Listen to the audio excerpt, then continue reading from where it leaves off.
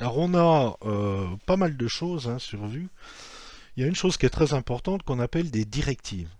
Donc ça vient plutôt d'Angular. C'est un attribut spécial dans des balises qui permettent d'appeler des traitements plus ou moins complexes qui sont effectués donc par la librairie ou le framework. Elles sont toutes précédées par v quelque chose.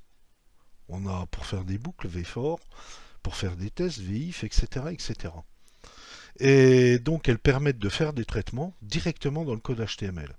Alors on distingue les directives qui sont mises par défaut et de base sur le framework, donc il y en a toute une panoplie, et on peut aussi créer ses propres directives.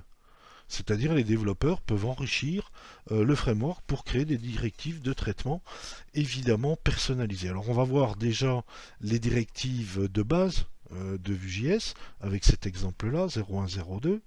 Donc je vais vous commenter tout de suite et puis voir un petit peu comment ça marche. Alors le voilà. Donc toujours le même principe, hein, n'oubliez pas la bibliothèque.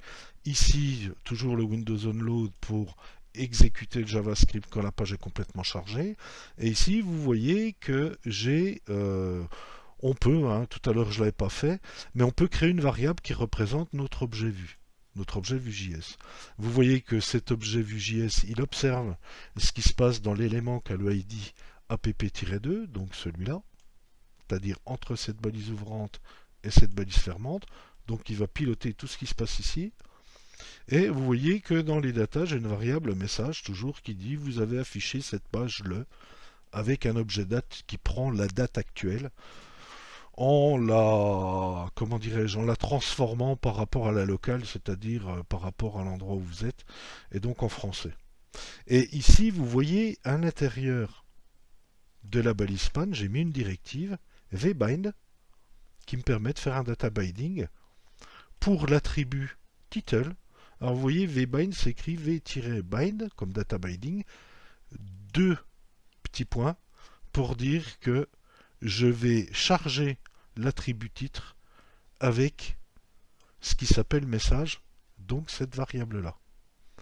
Et donc, quand je vais passer la souris sur ce texte, qui est dans le span, eh ben le titre, le title, l'attribut title, va se mettre à jour automatiquement avec ce que j'ai écrit là. Donc si vous regardez un petit peu comment ça se passe, je vais revenir évidemment sur mon exemple. Donc je vais faire l'exemple 1-2, voilà le texte, je le mets ici et vous voyez que le message est mis automatiquement à jour par rapport à la data de mon objet vu.